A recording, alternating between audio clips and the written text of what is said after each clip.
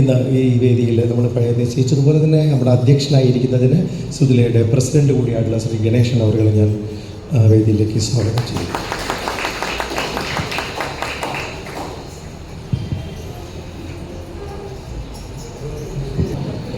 എല്ലാവർക്കും നമസ്കാരം. സുതിലയുടെ 13ാം വാർഷികം ആഘോഷത്തോടനുബന്ധിച്ച് ഇവിടെ എത്തിച്ചേർന്നിട്ടുള്ള എല്ലാ സുതിലയ അംഗങ്ങളെയും ഞാൻ ഹാർദവമായി സ്വാഗതം ചെയ്യുന്നു. സുതിലയ 13ാം വാർഷിക ആഘോഷവേളയിൽ സുതിലയുടെ കാര്യങ്ങൾ സംസാരിക്കാനായിട്ട് ഞാൻ സെക്രട്ടറി അനിൽകുമാറിനെ സ്വാഗതം ചെയ്തു. നമസ്കാരം. ഞാൻ ഇന്ന് നമ്മുടെ ഈ വേദി ഉദ്ഘാടകനായി നമുക്ക് നമ്മുടെ പ്രിയ സുഹൃത്തും കൂടിയാണ് ശ്രീ സുഗു പാൽക്കുളങ്ങര സാറിനെ വേദിയിലേക്ക് ഹാർദവപുരസ്സരം സ്വാഗതം ചെയ്യുകയാണ്.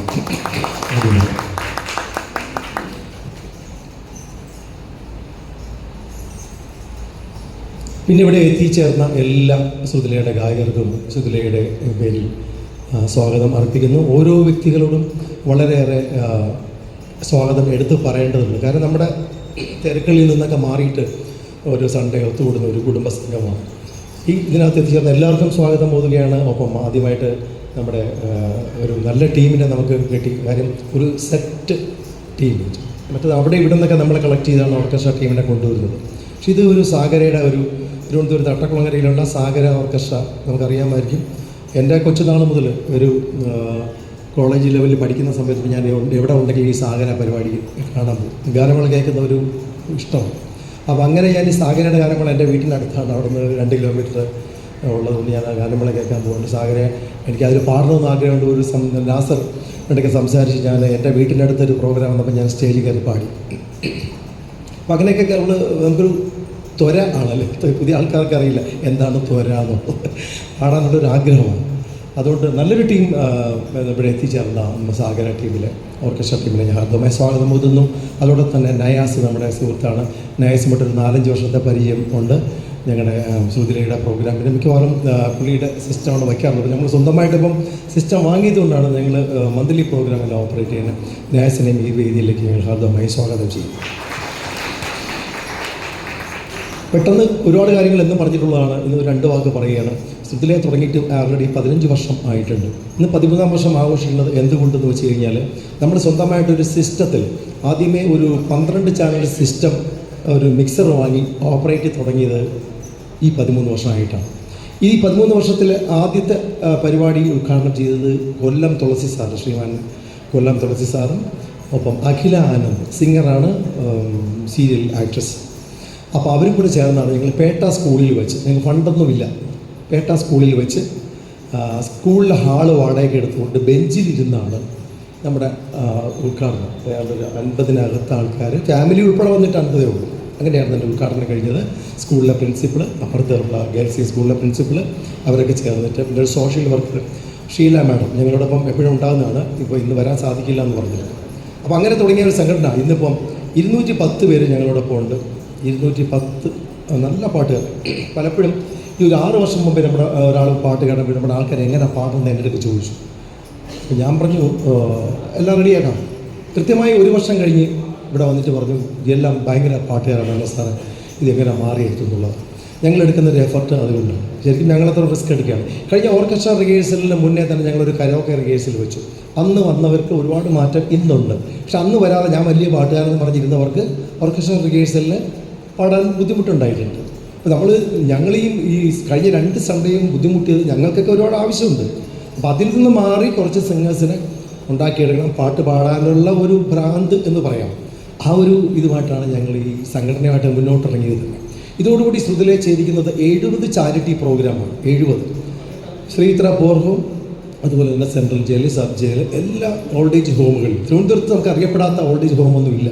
ഇവിടെയെല്ലാം ഞങ്ങൾ 70ഓളം ചാരിറ്റി പ്രോഗ്രാം സൗജന്യമായിട്ട് ചെയ്തിട്ടുണ്ട്. നമ്മുടെ ആൾക്കാരുടെ ബർത്ത്ഡേ, വിവാഹ വാർഷികം ഇതൊക്കെ വരുന്ന സമയത്ത് അവർ കോൺട്രിബ്യൂട്ട് ചെയ്യുന്ന എമൗണ്ട് അവിടെ നമ്മൾ ലഞ്ചായിട്ടോ ബ്രേക്ക്ഫാസ്റ്റായിട്ടോ കൊടുത്തിട്ടുണ്ട്.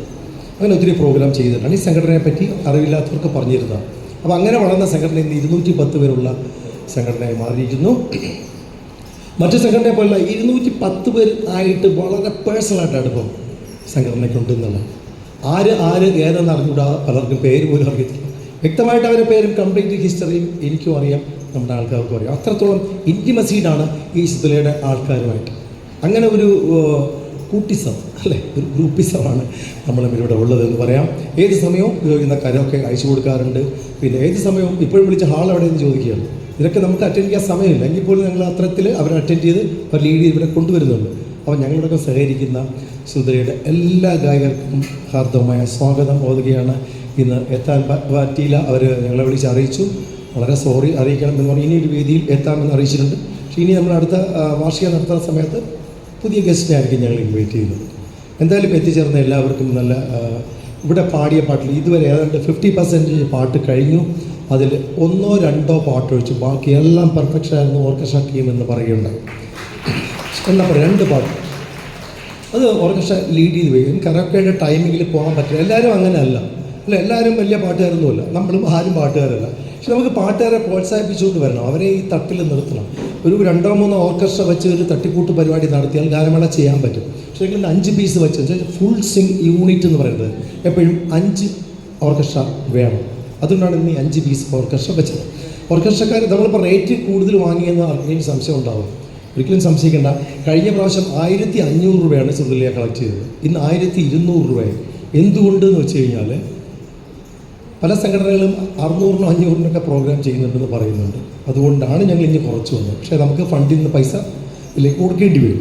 കാരണം 5 പീസ് ഓർക്കസ്ട്ര എന്ന് പറയുമ്പം ഇവർ വായിക്കുന്നത് 25 നമ്മൾ ഗാനമേള പാട്ട് പാടുന്ന ആൾക്കാരായതുകൊണ്ടാണ് നിങ്ങളുടെ അറിവിലേക്ക് ഞാൻ ഇത് പറഞ്ഞിരുന്നത്. നിങ്ങളെല്ലാം അറിഞ്ഞിരിക്കണം എന്താണ് ഇവിടെ നടക്കുന്നത്, എന്താണ് പരിപാടി. നിങ്ങൾ ഫ്യൂച്ചറിൽ ഒരു സംഘടന ഉണ്ടാക്കി എങ്ങനെ കൊണ്ടുപോകാൻ പറ്റും.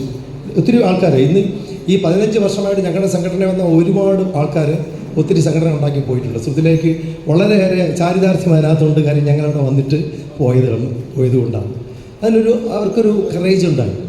അത് പറയാൻ കാര്യം, ഇന്ന് ഈ ഇരിക്കുന്ന 5 പീസ് ഓർക്കസ്ട്രക്കാർ നമുക്ക് വേണ്ടി ഡെഡിക്കേറ്റ് ചെയ്യുന്നവരല്ല. അവർ എന്താണ്, ജീവിക്കാൻ വേണ്ടി വരുന്നവരാണ്. നമ്മൾ സംഘടനയ്ക്ക് വേണ്ടി ഡെഡിക്കേറ്റ് ചെയ്യുന്നു. എത്ര നേരം വരെ ഞങ്ങൾ ഇരിക്കാറുണ്ട്. രാവിലെ 10 മണി മുതൽ രാത്രി 8:30-ക്കാണ് ഞങ്ങൾ പോകുന്നത്. നടു കഴിച്ചാണ് പോകുന്നത്.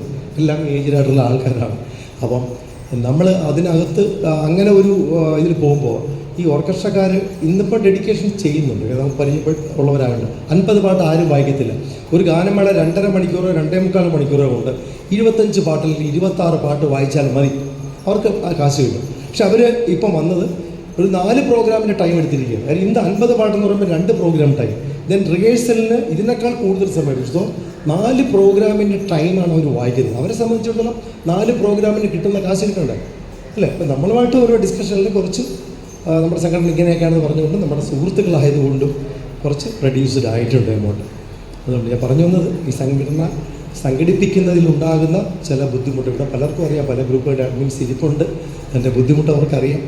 അപ്പോൾ അതുകൊണ്ട് ഞാൻ മറ്റ് സിംഗേഴ്സിന് ഇത് പറഞ്ഞ് മനസ്സിലാക്കി തരികയാണ്. അത്യാവശ്യക്കാർ വന്ന് പറയും എനിക്ക് നേരത്തെ പാടിയിട്ട് പോകണമെന്ന് പറയും. ചിലപ്പോൾ നമ്മൾ പാട്ട് കൊടുക്കും, മറ്റുള്ളവർ അതിനകത്ത് വരിയിടും, എന്തിന് പാട്ട് കൊടുക്കും. എൻ്റെ ഒരു 100% എന്തെങ്കിലും പ്രശ്നം ഉണ്ടെങ്കിൽ മാത്രം ഞാൻ ഒരാളുടെ പാട്ട് കൊടുക്കും.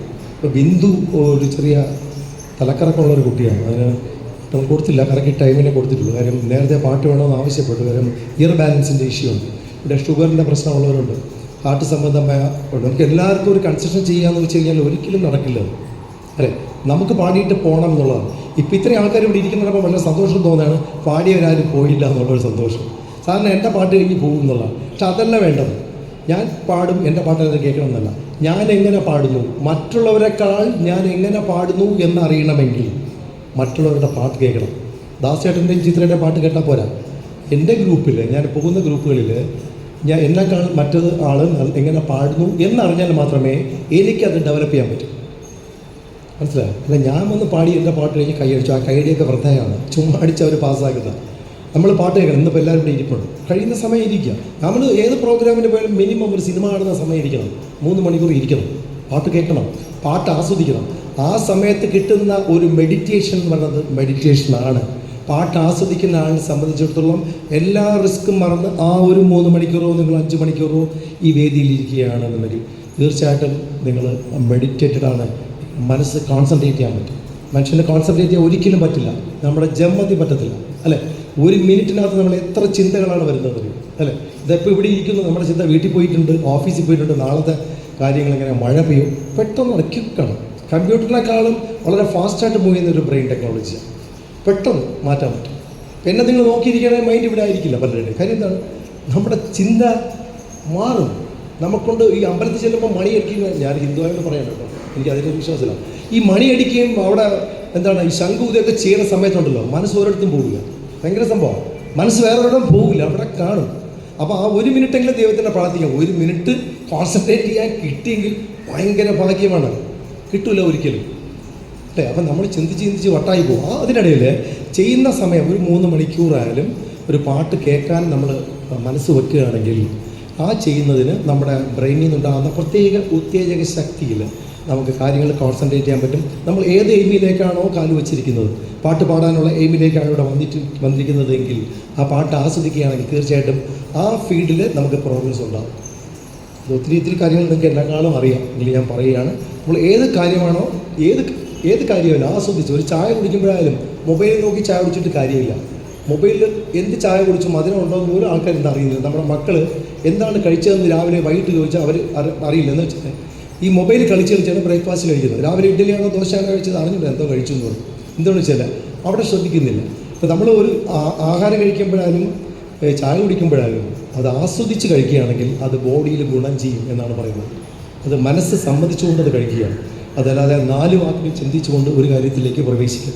ചെയ്യുന്ന സ്ഥലത്തേക്ക് കോൺസെൻട്രേറ്റ് ചെയ്യണം. അത് ചെയ്യാൻ സാധിക്കില്ല. എനിവേ നമ്മുടെ പാട്ട് പരിപാടിക്ക് വരുമ്പോൾ മിനിമം 3 മണിക്കൂറെങ്കിലും ഇരിക്കാൻ എല്ലാവരും ശ്രമിക്കണം. അത് കഴിഞ്ഞാൽ നമുക്ക് പോവാം. ഓക്കെ, എന്തായാലും ഇന്ന് എത്തിച്ചേർന്ന എല്ലാവർക്കും സുധിലയുടെ സ്വാഗതം പറയുകയാണ്. പിന്നെ ഇന്ന് നമ്മുടെ പ്രോഗ്രാം നമ്മുടെ അശോകൻ ചേട്ടൻ്റെ ബ്രദറാണ് സുഗു പാൽക്കുളങ്ങര. ഒരു കൈയടി കൊടുക്കാൻ നമുക്ക് നല്ലതുപോലെ. പാൽക്കുളങ്ങരത്തെ താമസം. സിനിമ നിരൂപകൻ എന്നാണ് അറിയുന്നത്. അദ്ദേഹം സാഹിത്യകാരനാണ്. സിനിമ റിലേറ്റഡ് ആയിട്ടുള്ള ഒരുപാട് പുസ്തകങ്ങൾ, ലേഖനങ്ങൾ, 1000-ലേറെ ലേഖനങ്ങൾ എഴുതിയിട്ടുണ്ട്. 20 ബുക്കുകൾ റിലേറ്റഡ് ഇൻ ഫിലിം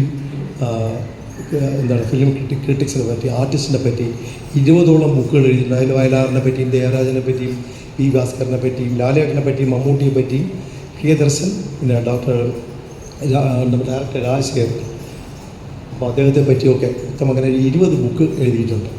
അപ്പം അദ്ദേഹത്തെ നമുക്ക് ഇന്ന് ഇവിടെ retired AG's officer, retired AG's officer ഉദ്യോഗസ്ഥനായിരുന്നു. പിന്നെ അദ്ദേഹം ഒരു പാട്ടുകാരനാണ്. ഭജന അങ്ങനെയുള്ള പരിപാടികളും മറ്റുമൊക്കെ ആയിട്ട് റിലേറ്റഡ് ആയിട്ട് നടക്കുന്നുണ്ട്. എന്തായാലും അദ്ദേഹത്തിന് ഈ വേദിയിലേക്ക് ഹാർദവമായി സ്വാഗതം ചെയ്യുകയാണ്. ഈ പ്രോഗ്രാമിൻ്റെ ഉദ്ഘാടനം തന്നെയാണ് അദ്ദേഹത്തിന് നമ്മൾ കൊടുത്തിരിക്കുന്ന ചുമതല. ഈ പ്രോഗ്രാമിൻ്റെ ഉദ്ഘാടനം നിർവഹിക്കുന്നതിന് സാറിനെ സ്വാഗതം ചെയ്യുകയാണ്.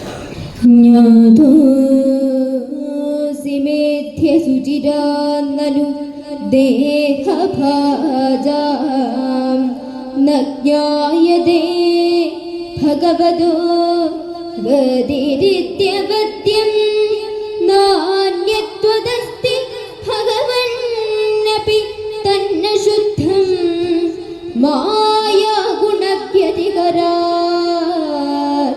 യദുരുർവിഭാസി രൂപം യദേതദവബോധ രസോദയേന ശശ്വന്നിവൃത്തതമസഃ സദനുഗ്രഹായ ആദൗ ഗൃഹീതമവതാര ശതൈകബീജം യന്നാഭിപദ്മഭവനാ അഹമാവിരാസം നാദഃ പരം പരമഗദ്ഭവതഃ സ്വരൂപം ആനന്ദമാത്രമവികൽപം അവിദ്ധവർച്ചഃ പശ്യാമി വിശ്വസൃജമേകമവിശ്വമാത്മൻ ഭൂതേന്ദ്രിയാത്മകമതസ്ത ഉപാശ്രിതോസ്മി ഭൂതേന്ദ്രിയാത്മകമതസ്ത ഉപാശ്രിതോസ്മി